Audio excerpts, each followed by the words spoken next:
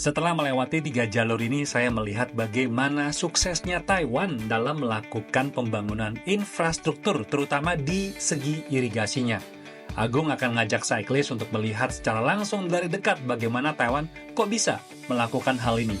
Dan jangan lupa untuk follow, like, dan save video ini karena bisa Anda lihat lagi di kemudian hari.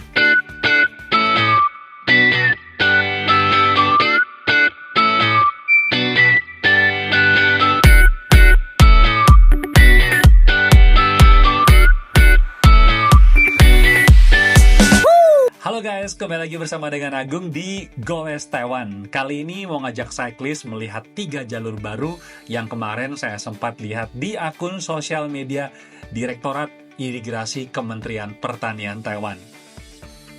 Jadi mereka kemarin tuh bikin campaign sertifikasi bersepeda jalur Greenway Kanal Besar. Sedikit pengantar dari event ini, yakni Greenway Kanal Besar Qianan atau jalur pertanian dan rekreasi pertama di Taiwan yang menelusuri gudang pangan di bagian barat. Karena salah satu sumber pangan di Taiwan itu berasal dari kawasan ini. Jalur sepeda Greenway Kanal Besar Qianan adalah jalur sepanjang 88 km yang melintasi Kabupaten Yunlin, Kabupaten Chiayi, dan Kota Tainan di bagian barat Taiwan. Hari ini saya mulai goes dari jalur Tainan, jarak tempuhnya adalah 23 km, pulang pergi 46 km. Jalur kedua adalah Chiayi, jarak tempuhnya 22 km dan pulang pergi 44 km. Dan yang terakhir adalah Yunlin, jarak tempuhnya 43 km dan pulang pergi adalah 86 km. Mungkin karena memang jalur ini masih sangat baru dan sangat sedikit sekali pengguna jalannya, sehingga banyak sekali burung yang menjadikan kanal ini sebagai tempat mereka beristirahat. Andai kata cyclist suka menikmati suasana perkebunan, suara burung, dan juga suara deruan air, tempat ini patut untuk dikunjungi. Jalur ini menelusuri jalur Kanal Besar Qianan yang membelah secara menyeluruh wilayah gudang pangan di bagian barat Taiwan. Jalur sepeda ini menelusuri sepanjang irigasi Qianan, menciptakan jalur sepeda yang indah menghubungkan lanskap alam, budaya lokal, dan situs sejarah. Jalur sepeda ini memberikan semangat baru dan makna sejarah yang kuat bagi kanal besar yang telah berusia 100 tahun. Irigasi Qianan awalnya disebut sebagai Kanbe-Denchi Irrigation Canal. Adalah salah satu proyek irigasi yang paling penting di Taiwan pada tahun 1920-an. Dirancang oleh insinyur pemerintah Taiwan pada saat itu adalah wilayah kolonisasi dari Jepang, yaitu adalah Yoichi Hatta.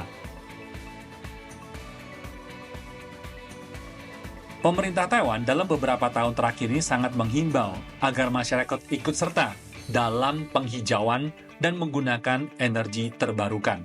Sehingga kita bisa melihat banyak juga papan panel di wilayah ini. Karena memang secara geografisnya tempat ini adalah tempat yang cocok karena selain lahannya luas dan juga terbuka. Sehingga cocok sekali apabila menggunakan sistem PLTS. Di jalur ini kita bisa melihat banyak sekali tanaman tebu. Ini karena badan usaha milik negara BUMN Taiwan Sugar memang memiliki lahan yang cukup luas tersebar di seluruh Taiwan, termasuk di wilayah Qianan ini. Oh ya, sedikit tambahan juga, sebagai BUMN yang terbesar di Taiwan, Taiwan Sugar ini memiliki banyak pabrik.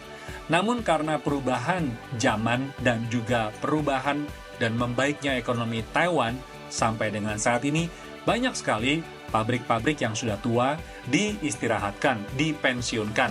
Tetapi mereka merubah fungsi dari pabrik tersebut menjadi tempat wisata. Pada tahun 1917, Insinyur Hatta mengajukan rencana Kanbe-Denchi Irrigation kepada pemerintah kolonial Jepang di Taiwan. Konstruksi Tachun dimulai pada bulan September tahun 1920 dengan wilayah irigasi yang melibatkan bekas prefektur Chiayi dan Tainan. sekarang meliputi Kabupaten Yunlin, Chiayi, Tainan, Kaohsiung, dan sekitarnya. Proyek ini pertama kali melibatkan pembangunan waduk Wusantou, kemudian menggali saluran air yang menghubungkan Sungai Zhengwan dan Sungai Zhuo-Shui-Xi. Pada bulan Mei 1930, proyek selesai dengan biaya sebesar 54,14 juta yen. Luas sawah di dataran Jianan meningkat hingga 30 kali lipat, dan hasil panen meningkat 4 kali lipat 4 tahun setelahnya. Jadi, mengapa irigasi Jianan ini sangat penting bagi pertumbuhan pertanian perkebunan di wilayah barat Taiwan pada saat itu dan sampai hari ini. Sistem irigasi Jianan juga dikenal sebagai sistem irigasi kanan, dibangun untuk mendukung produksi pertanian di dataran Jianan di Taiwan. Nama Jianan berasal dari dua nama tempat di sekitarnya, yaitu Chiayi dan Tainan. Meskipun melibatkan beberapa fasilitas lainnya, seperti waduk Wusantou, istilah Jianan dalam arti sempit hanya akan merujuk pada saluran-saluran dari sistem ini.